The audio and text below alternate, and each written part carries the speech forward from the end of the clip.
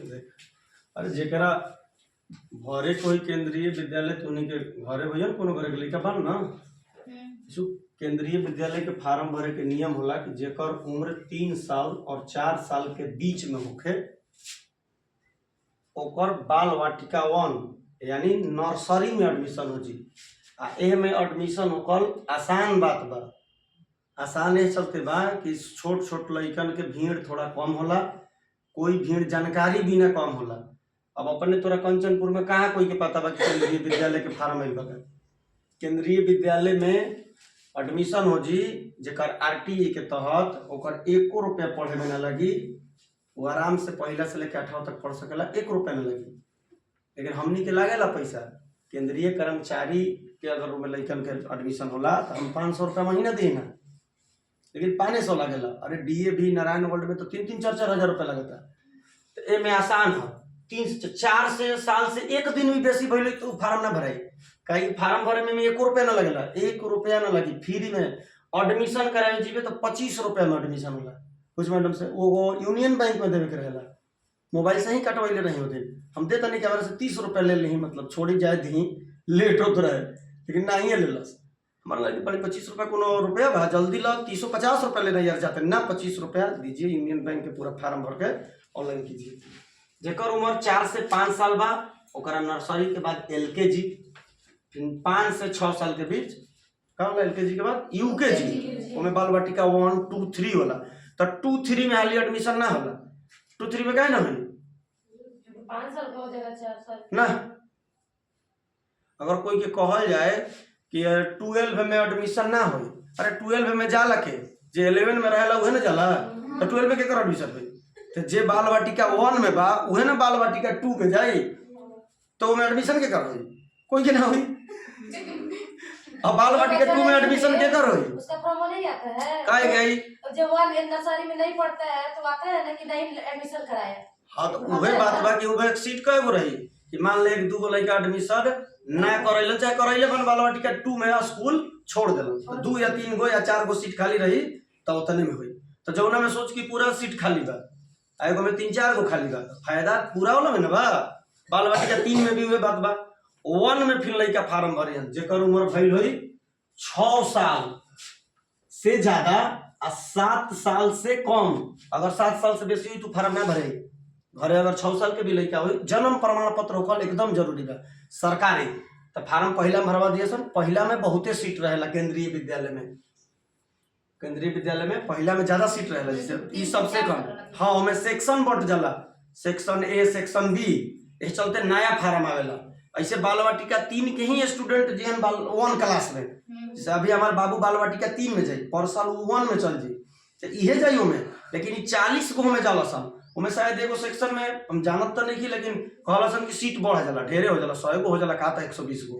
तो बाकी गया तो वो अलग हो जाता है, ए हो जाता है। हां सेक्शन है, न्यू गया हो जाता है सेक्शन बी। कोई होई ना तो ओकरा भरवा दिया जा। पैसा 1 रुपया पढ़े में आम आदमी के ना लगेला। स्कूल बाबूजी सबके देखले होई हम, चोरबड्डी वाला रोड में बा। चला आज हमनी के पढ़ल जी, काल अनुच्छेद 11 तक पढ़ ले रही जना, तो आज हमनी के अनुच्छेद 12 से 35 तक पढ़ल जी। काल अनुच्छेद चालू कर दी है। हाँ हाँ चालू हो जाएगी। अच्छा हॉल पूछते हाँ चल का केंद्रीय विद्यालय जब देखी अपन भर दिया होगा कहता का पता है केंद्रीय विद्यालय आई ऑनलाइन 2 अप्रैल तक डेट बा। कई अप्रैल 2 अप्रैल तक चालू भइल बा 20 मार्च से।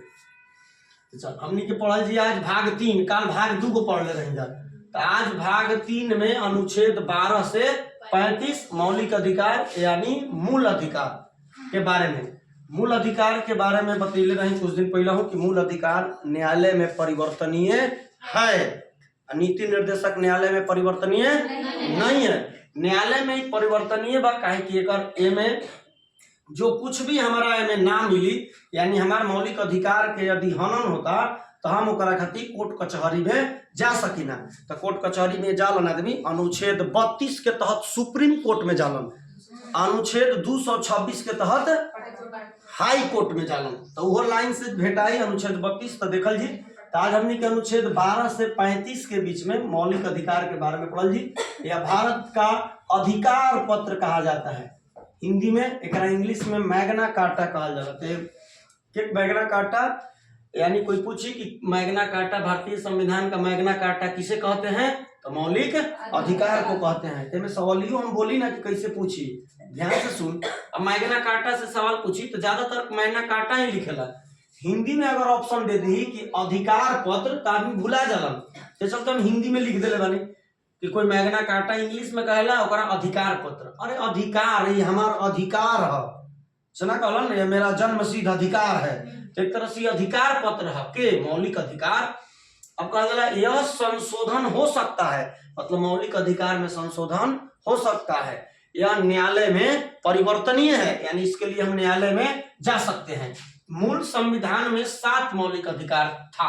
मूल संविधान जब भी परीक्षा में पूछी तो एजा ध्यान देंगे, जिसे एक दिन अभी परीक्षा में गलती की लगी है से पूछ दलस की मूल संविधान में कुल कितनी अनुसूचियां थी, तो मूल संविधान में 8 गो अनुसूची रहे, लेकिन प्रेजेंट में 12 गो अनुसूची बा। ई सवाल तेजे लइकन से गलती होला, कमजोर से ना गलती हुई। कमजोर से गलती काहे ना हुई, पूरा पढ़ेगा काहे लोग तो पते नहीं है कि अनुसूची का 8 गो बा कि 16 गो बा 24 गो बा। तो ये तेजे से गलती हुई, काहे को ढेरे पढ़ ले बा, 8 अनुसूची पढ़ ले बा, 12 पढ़ ले बा, हड़बड़ में सवाल पढ़ दी। मूल संविधान पढ़वे ना करे, खाली संविधान पढ़ समय लोग संविधान में कितने मौलिक अधिकार है तो 6 गो मार दी। लिखल रही मूल संविधान में कितने मौलिक अधिकार थे तो 7 थे, लेकिन अब कितने हैं 6। तो एगो 7वां कौन हट गई, तो संपत्ति के अधिकार को हटाया गया है। किस अधिकार को हटाया गया है, संपत्ति के अधिकार को 44वां संविधान में संशोधन 1978 ईस्वी में किया गया, जिसको अनुच्छेद 300 के क में रख दिया गया है। पहले ये अनुच्छेद मतलब मौलिक अधिकार में रहे, 7वां मौलिक अधिकार, लेकिन 44वां संविधान में संशोधन करके वो अनुच्छेद कहाँ डाल देवल गई, 300 के क में, और कानूनन अधिकार कर देवल गई। कानूनन अधिकार के मतलब होला कि अब एगो नियम बना देवल जाए, तू इतना से बेसी संपत्ति ना रखब तो तारा टैक्स देवे के पड़ी। पहले टैक्स देवे के ना पड़त रहे, जब मूल संविधान बन रहे तो मैं संपत्ति मौलिक अधिकार रहे, हमारा भी 5 करोड़ रुपया हो गया, लेकिन हम कोई के टैक्स देवे वाला नहीं थी। तब तो संपत्ति के टैक्स दही के पड़ल, देखबे तो टैक्स बहुत सारा आदमी देता, हमनी के तो टैक्स मान ले नहीं जाते, गरीब आदमी बहुत टैक्स कहाँ से दी, सब बड़ा बड़ा आदमी टैक्स देवलन। गरीब आदमी भी हर छोटा छोटा टैक्स देवलन, जो सामान खरीदे तड़े उस सब पर टैक्स है ना देते, फेयर लवली से लेके ट्यूशन के फीस तक टैक्स होगा। ट्यूशन के फीस कितने टैक्स में आता है, सब ट्यूशन का फीस देता है ना, तेजा तो हमारा फिर 200 रुपये देता सन, ये में कौन बड़ा का टैक्स है। तो भारत सरकार एक जीएसटी टैक्स लगावेला, जीएसटी टैक्स, जिसे खान सर पढ़ाओ थे पटना में, तो वो 18% जीएसटी टैक्स देते हुए, यानी 18% के टैक्स है पर सरकार के। तो खान सर एक लड़का पर सारा फीस ले जो कमात हुई हम सरकार के 18% का देते हैं टैक्स देते हैं। तो निकला था कि तरह देता नहीं ना, हम तो नहीं देते, कहे हमारा भी बड़का खान ग्लोबल सेंटर नहीं के ना, इतना बड़का 20-25 को बैठले बड़ा सन, उनका भी 2.5 लाख लेकर पढ़ता न, ढेरे पैसा बची उनका फिर हमारा भी का हो 25 दूनी के 50 5,000 उनका गुना करता 200 में 2.5 लाख से ढेरे हम। तब हमने के सर्वप्रथम मूल अधिकार की मांग, यानी सबसे पहले देखिए देश आजाद होके से भी पहले मूल अधिकार के मांग भई रहे। सबसे पहले मौलिक अधिकार की मांग किसने किया था, तो सरदार वल्लभ भाई पटेल ने, और उसका प्रारूप किसने तैयार किया था, तो जवाहरलाल नेहरू ने तैयार किया था।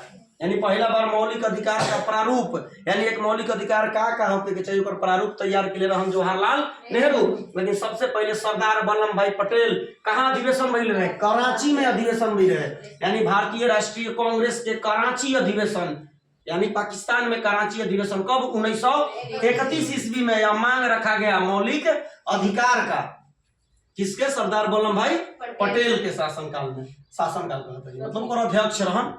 तो चल हमने अनुच्छेद 12 देखल जी, अनुच्छेद 13, तब एक बाद मिटका के बताई अनुच्छेद आगे। एक अनुच्छेद 12 का कबो दोनों परीक्षा में ना पूछला, अब तक तो नहीं पूछले।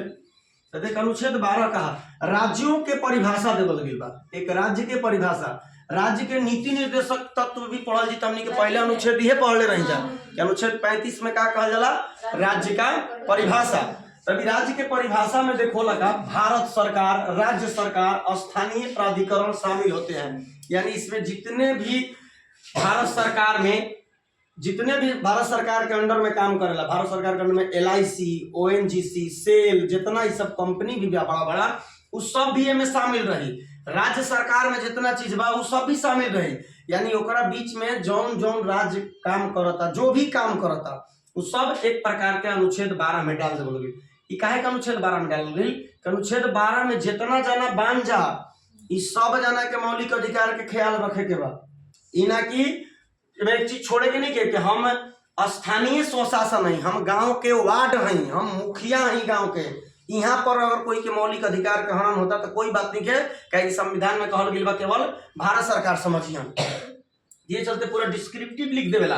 अनुच्छेद 12 में राज्यों का परिभाषा है, यानी उसमें भारत सरकार, राज्य सरकार, स्थानीय प्राधिकरण सब भी शामिल है। सबको मौलिक अधिकार का क्या रखना है, ध्यान रखना है। तब अनुच्छेद 13 में क्या कहला कि अगर सभन जना को में शामिल कइल गेल, अगर कोनो राज्य सरकार ऐसा कोनो कानून बनावता जौना में मौलिक अधिकार के हनन होता, तो उनकर उ कानून के शून्य मानल जाई, यानी ओकर वैल्यू ही ना रही।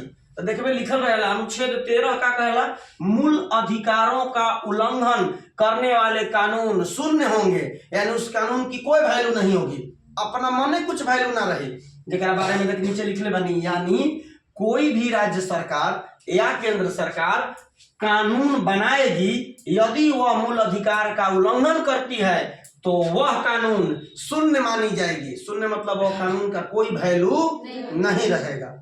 ये भैया अनुच्छेद 13, यानी अनुच्छेद 13 ही कहला कि मौलिक अधिकार के तू कोई भी कानून बना, मान ले कि हमें अगर हम ना लिखले रहती स्थानीय प्राधिकरण चाहे राज्य सरकार के अंदर सेल एगो कंपनी है, ONGC है, ये सब जितना बड़ा बड़ा बा, कोई मान ले अपने घर में हम कोनो कामे करावता नहीं, कोई मजदूरी करावता नहीं, कैसे तो मौलिक अधिकार के हनन ना होके के चाहिए। बात के हमरा का करे के बा, ध्यान रखे के बा। अनुच्छेद 13 ही बात के हिदायत देता, या तो उतार कानून का मानल जाए, शून्य मानल जी। तभी उतार लसन तनी सा 12-13, तब 14 लिखब ना, तो फिर उतरिए चल आगे बैठ के उतार लसन अनुच्छेद 12-13 यही घूम जा।